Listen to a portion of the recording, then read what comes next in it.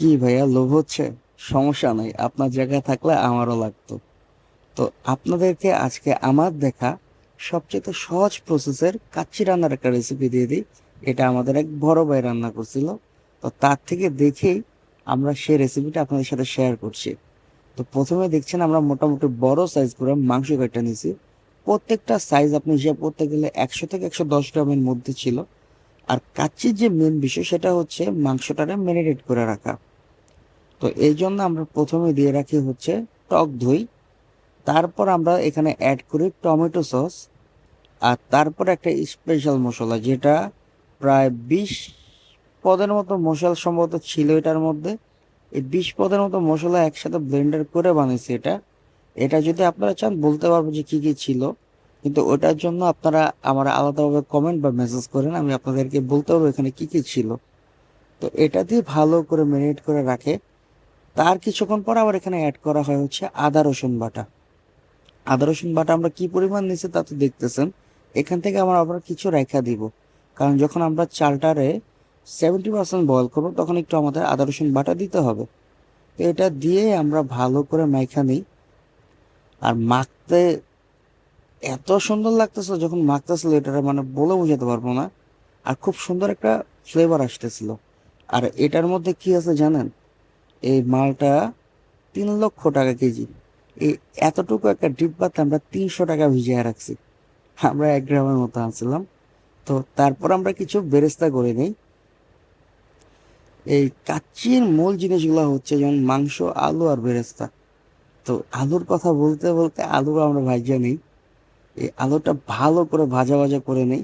আর আমরা এখানে ইউজ করছিলাম হচ্ছে বাসমতি চাল। আর বাসমতি চাল আমরা ফরচুন ব্র্যান্ডের যেটা ছিল ওটা ইউজ করছিলাম।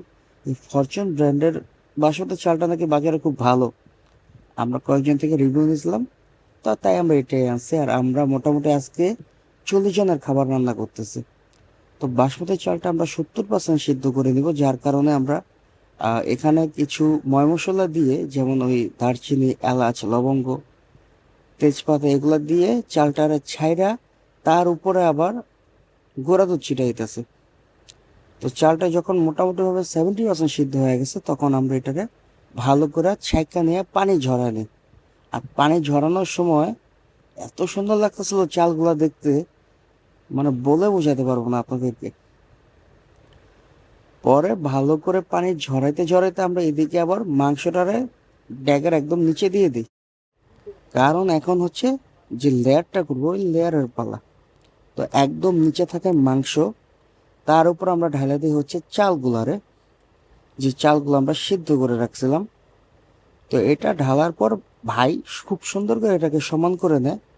আর সমান করার পর ভাই এখানে আরো কিছু জিনিস অ্যাড করে, যার মধ্যে ছিল হচ্ছে যে দুধের পানিটা ছিল ওই পানিটা। তারপর ছিল হচ্ছে যে কেসারটা ছিল, ওই কেসারের যে পানিগুলো আমরা রাখছিলাম, কেসারের পানিগুলা ছিল হচ্ছে মাওয়া। তারপরে ছিল আরো জর্দা রঙের পানিতে গোলা ওইটা শুদ্ধ ভাইতেছিল। আর এটা সম্পূর্ণভাবে ভাই কয়লার আছে বসাতে। আর এটা মোটামুটি 1.5 ঘন্টার মতো লাগছিল কয়লার আছে। যখন আমরা ভাই ডেকটা খুলছিলাম এত সুন্দর গ্রান। আর এই হচ্ছে টুকটাক ভাবে একটা পারফেক্ট কাচ্চি রেসিপি, যা স্বাদে গ্রানে অতুলনীয় ছিল।